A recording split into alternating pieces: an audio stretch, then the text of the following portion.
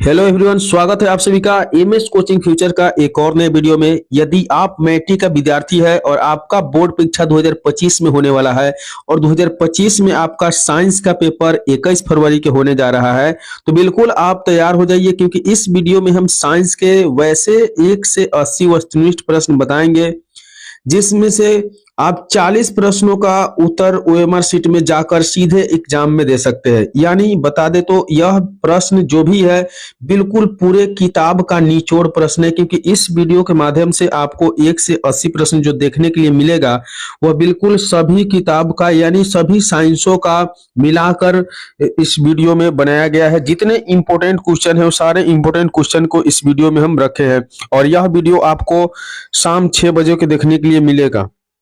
और बता दें कि प्रत्येक शाम को आप इस YouTube चैनल के माध्यम से इसी तरह के सभी विषयों का ऑब्जेक्टिव वीडियो, इंपोर्टेंट वीडियो जो कम समय में आपका बेहतर तैयारी करा सकता है। यानी बता दें तो एक वीडियो से आपका मैट्रिक बोर्ड परीक्षा के साइंस में ऑब्जेक्टिव का झंझट बिल्कुल खत्म हो जाएगा। तो चलिए हम देरी नहीं करते वीडियो को शुरू करते हैं। देखते हैं कि आज का वीडियो है।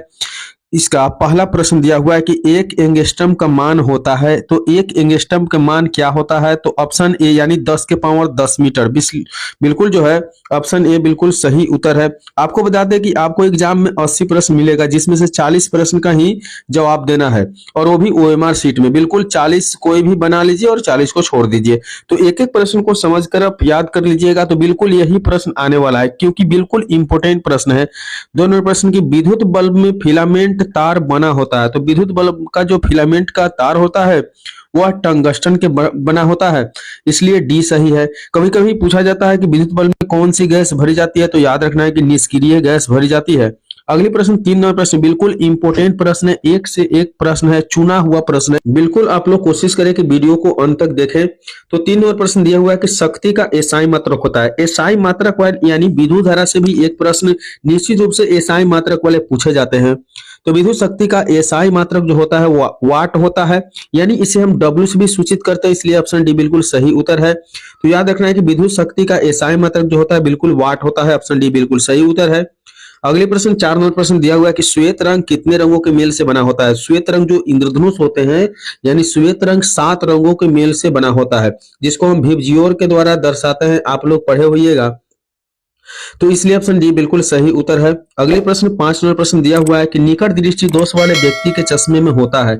याद रखना है कि निकट दृष्टि दोष वाले व्यक्ति के चश्मे में लगा होता है अवतल लेंस। तो फटाफट आप इस YouTube चैनल को सब्सक्राइब कर दीजिए, वीडियो को लाइक करके दोस्तों के साथ शेयर कर दीजिए और कमेंट करके जरूर बताइए कि वीडियो आपको किस तरह का लग रहा है। तो अगला प्रश्न देखिए, दिया हुआ है कि फेरस सल्फेट क्रिस्टल का रंग होता है।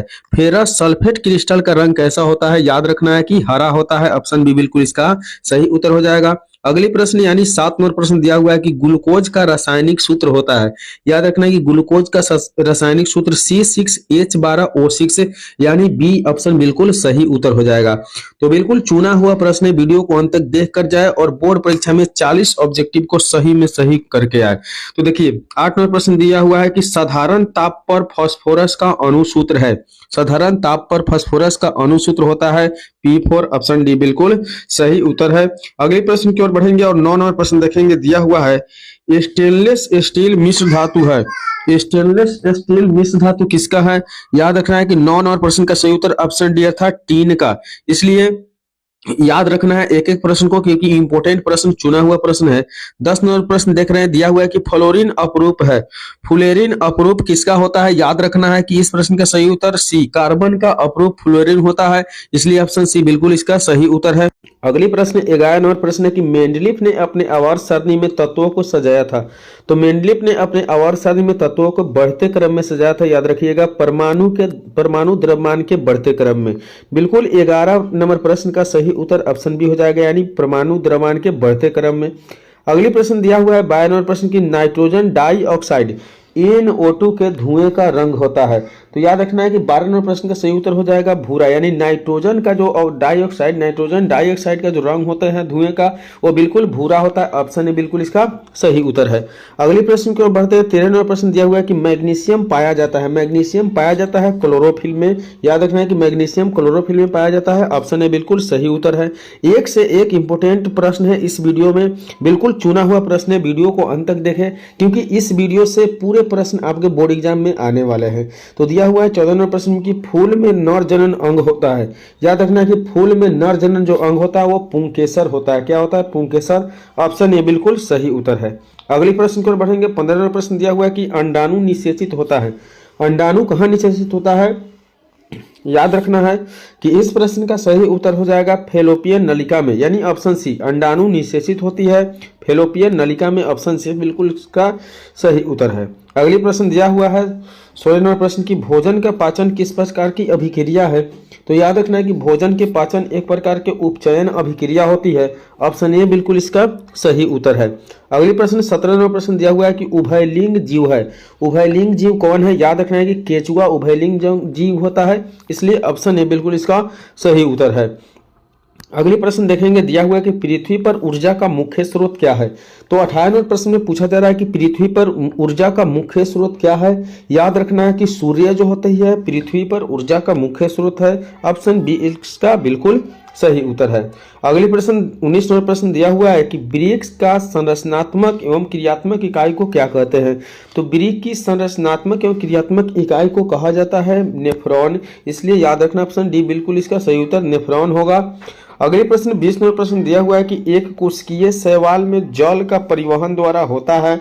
तो याद रखना है कि विसरण होता है, यानी एक कोशिकीय शैवाल में जल के परिवहन द्वारा क्या होता है? तो विसरण होता है। अगले प्रश्न दिया हुआ है 21 नंबर प्रश्न में कि मस्तिष्क उत्तरदायी होती है। याद रखना है कि मस्तिष्क इनमें से सभी के लिए उत्तरदायी होती है, सोचने के लिए, हृदय स्पंदन और शारीरिक संतुलन के लिए। ऑप्शन डी इसका बिल्कुल सही उत्तर हो जाएगा। अगले प्रश्न दिया हुआ है 22 नंबर प्रश्न की पराग कोश में होता है। पराग कोश में क्या होता है? तो याद रखना है कि परागकण होता है, इसलिए डी बिल्कुल इसका सही उत्तर है। अगले प्रश्न दिया हुआ है 23 नंबर प्रश्न की एक वयस्क मनुष्य के कितने दांत होते हैं। तो याद रखना है कि एक वयस्क मनुष्य के जो दांत की संख्या है पूछा जा रहा है, वो आपको याद रखना है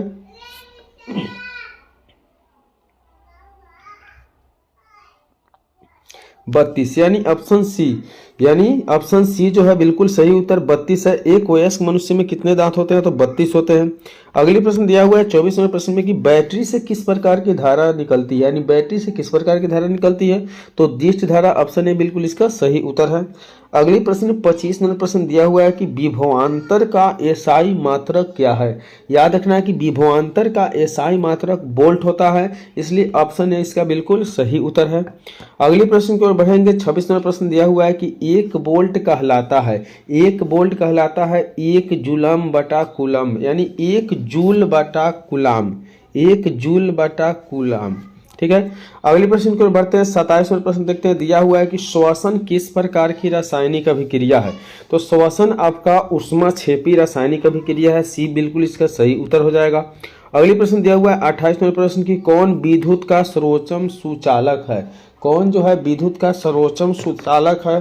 तो 28वें प्रश्न का सही उत्तर ऑप्शन बी हो जाएगा, यानी एजी जो है विद्युत का सर्वोत्तम सुचालक होता है।